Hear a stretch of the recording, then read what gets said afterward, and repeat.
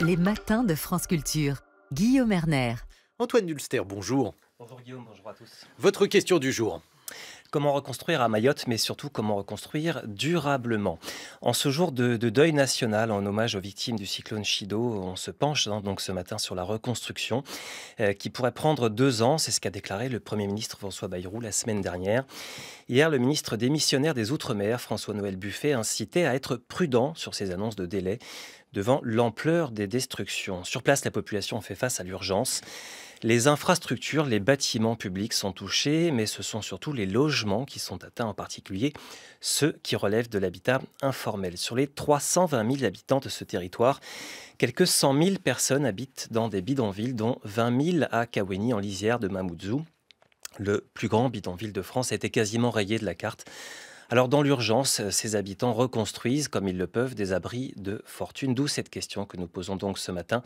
Comment non pas simplement reconstruire, mais comment reconstruire durablement à Mayotte? Bonjour Cyril Hanap. Bonjour. Vous êtes architecte, maître de conférence à l'ENSA Paris-Belleville.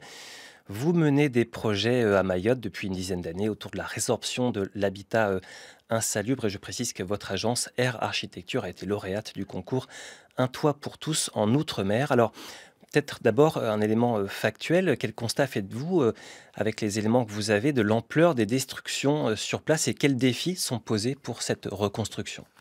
Alors, ce n'est pas seulement les logements de bidonville qui ont été affectés, c'est la quasi-totalité du parc de logements qui a été affecté avec des toits qui sont volés sur au moins 70% des logements. Alors effectivement, dans les bidonvilles, on a constaté que tout était par terre. Par contre, mes remontées de terrain n'indiquent pas des quantités de morts astronomiques dans ces quartiers. Et surtout, d'ores et déjà, j'ai reçu hier des photos de certains quartiers qui sont déjà reconstruits. Pratiquement à l'identique. Les tôles ont été récupérés, les morceaux de bois ont été récupérés et les gens reconstruisent. Donc un des défis qui se présente aux architectes et aux reconstructeurs, c'est d'accompagner les gens pour qu'ils construisent dans des meilleures conditions de sécurité, c'est-à-dire en mettant les équipements techniques, ce qu'on appelle des contreventements, c'est-à-dire des diagonales, en fixant les toits de manière différente pour que ces maisons résistent aux prochains cyclones qui vont venir. Chido, personne ne peut y résister, mais il y a d'autres cyclones qui seront moins puissants, qui vont venir dans les mois à venir, puisque c'est la saison des cyclones qui commence. Est-ce que pour cette reconstruction, Cyril Hanap, une loi spéciale est nécessaire? Est-ce qu'il y a des obstacles réglementaires très concrets qui ralentissent ou qui empêchent justement cette reconstruction?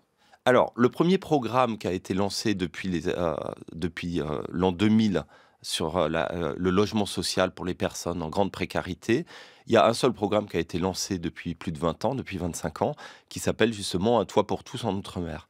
Typiquement, ce projet est coincé depuis 2 ans. On en a été lauréat. Il fallait présenter des équipes avec des architectes, des entreprises, des maîtres d'ouvrage. Mais l'ADEAL refusait de payer parce qu'ils exigeaient une assurance très particulière qui s'appelle l'assurance dommage d'ouvrage.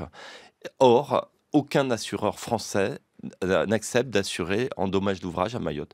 Et donc, on avait un projet qui existait, qui a été voulu par le ministère du Logement, par le ministère des Outre-mer, et qui est bloqué depuis 2 ans par d'autres personnes, on ne sait pas, dans l'administration, qui décident d'appliquer des règles qu'ils savent inapplicables.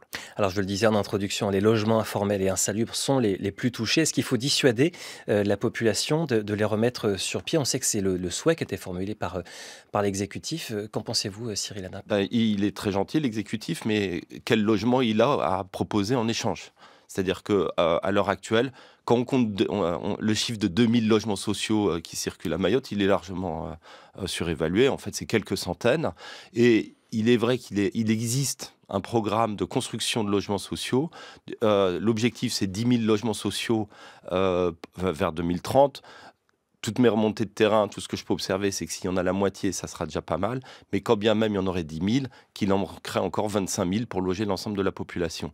Donc il est bien gentil de vouloir dissuader les gens de reconstruire des bangas, mais ils n'ont pas de maison s'ils n'ont pas de bangas. Et on peut rappeler que les destructions de bidonvilles sont régulières à Mayotte, en vertu de la loi Elan, qui donne ce pouvoir au préfet. C'était aussi l'un des objectifs de l'opération Wambouchou en 2023. Mais donc la question de la pérennité de cet habitat insalubre face aux risques naturels est posée. Comment rendre ces habitats plus viables, Cyril Hanap? Alors, il y a des stratégies qu'on est déjà d'ailleurs en train de mettre en place dans un quartier de Mamoudzou, à Kawini d'ailleurs justement. C'est des stratégies qui ont été éprouvées en Amérique latine, en Colombie, au Brésil, qui ont d'ailleurs été également éprouvées, mises en France, en Martinique, sous l'égide de Serge Letchimy, qui consiste en gros à améliorer les choses par le bas. C'est-à-dire que on met en place des cheminements, des routes, des réseaux d'eau, d'électricité, de sanitaire, et peu à peu, on met en place une sécurisation foncière. Ce qui fait que, en fait, les gens tout d'un coup disposent d'une parcelle saine, et on va consolider les terrains pour qu'il n'y ait plus de système de risque de glissement de terrain, de problèmes de gestion d'eau, et en fait, les gens peuvent consolider leur maison, ou il est loisible à l'État, s'il s'en donne les moyens, de construire des logements dans ces sites. Parce que quand on entend le Premier ministre, par exemple, appeler à la création ou à l'amener de préfabriqués, vu que l'île est exsangue déjà en termes de surface, les bidonvilles, ils s'installent toujours dans les endroits les plus impossibles, dans les pentes, dans les ravines, où il est impossible de construire, on va dire, avec des outils classiques. Donc, la question, c'est où est-ce qu'on installe les logements? Et donc on limite les risques, c'est ça la philosophie de ces projets? Exactement, limiter les risques. Et néanmoins, d'ailleurs, enfin, le projet qui est en cours actuel, de construction à Kawini, on met aussi en place un réseau d'abris destiné aux habitants pour qu'ils puissent se réfugier en cas de cyclone fort. Bien, merci beaucoup Cyril Hanap. Je rappelle que vous êtes architecte, maître de conférence à l'ENSA Paris-Belleville et cofondateur de l'agence Air Architecture. Merci beaucoup d'avoir été avec nous ce matin. Avec plaisir.